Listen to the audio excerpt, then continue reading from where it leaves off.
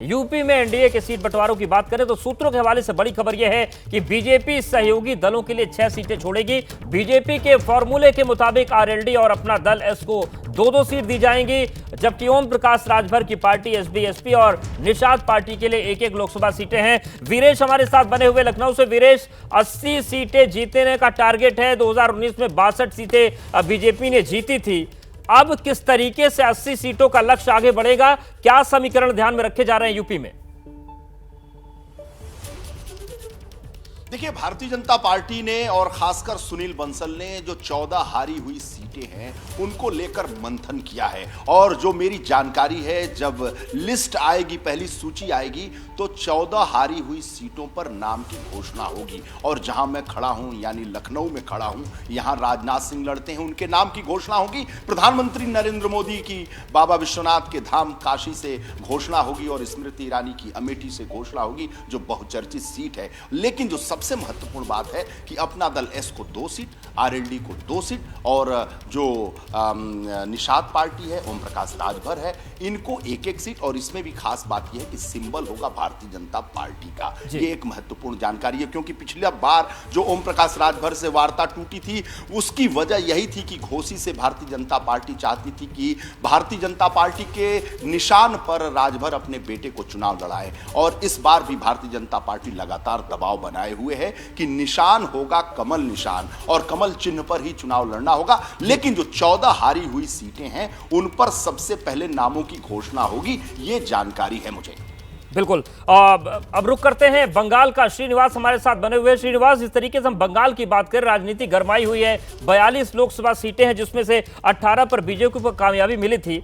सीटों को बढ़ाना है, जनाधार वहां बढ़ाना है। क्या रणनीतियां वहां पर देखने को मिल सकती है बीजेपी की?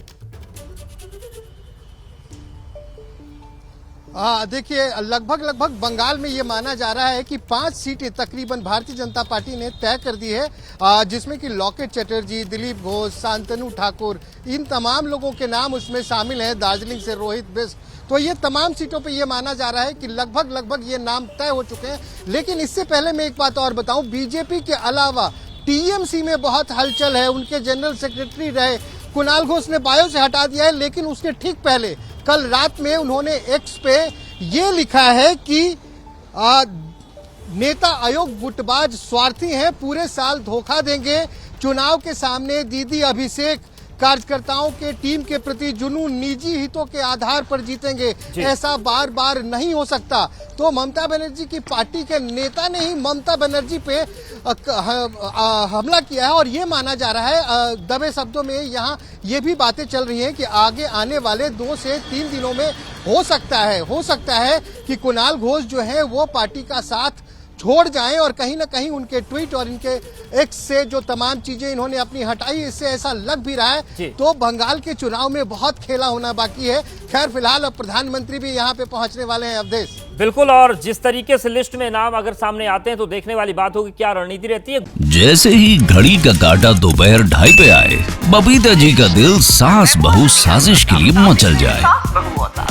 और ये है इनकी बहू, पूरे दिन ऑफिस की टेंशन हो जाए गॉन जब ये करें अपना फेवरेट शो फ्री टाइम पे ऑन। इनकी तरह आप भी देखें अपना फेवरेट शो अपने टाइम पर और डाउनलोड कीजिए एबीपी लाइव ऐप अपने स्मार्ट टीवी पर।